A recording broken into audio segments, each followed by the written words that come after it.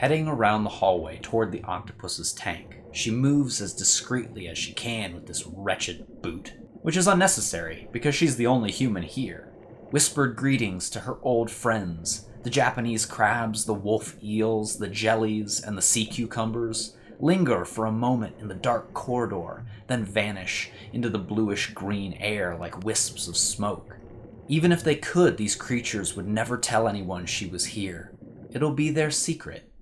Remarkably Bright Creatures by Shelby Van Pelt. If you know one thing about this book, you know that there's an octopus. All I knew beforehand can be summed up as, old lady befriends an octopus to get help with the grief of losing her son. And while that's accurate, it's also only a tiny fragment of the big picture. This book is about growing up, growing old, imperfect people, and the particular pains of imperfect family. But also connections found and formed between unlikely individuals, as well as people and animals being different from one's expectations and judgments in the best possible ways. It's a multi-perspective story from a variety of characters, all with their own faults, failings, baggage, and reasons for the reader to root for them. It's a lovely story, well told, a departure from the action sci-fi or fantasy I typically seek out. My only criticism is that I expected more octopus.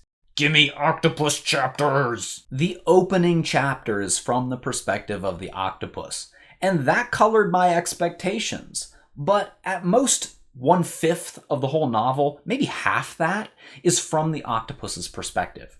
So have that as an expectation going in, and you'll be less disappointed. Some readers seem to be annoyed by some far-fetched coincidences and plot contrivances in the book. That didn't bother me. I mean, there's a sentient octopus that can understand English, so, I don't know, chillax, people. And I really only have one other thing to say, and I debated whether or not I should include this at all. Remarkably Bright Creatures puts a strong emphasis on blood relations, and specifically the importance of having children, going so far as to present more than one teen pregnancy in a strongly positive light, which is fine. I'm not trying to stigmatize teen pregnancy.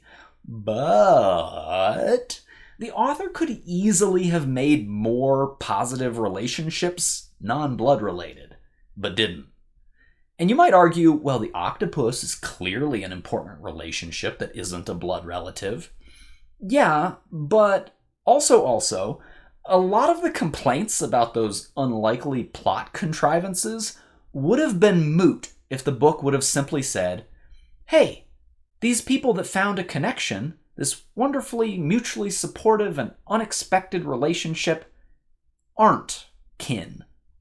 But it didn't. They ended up being kin. And so, whether or not you're like me, not planning on having children, that might rub you the wrong way.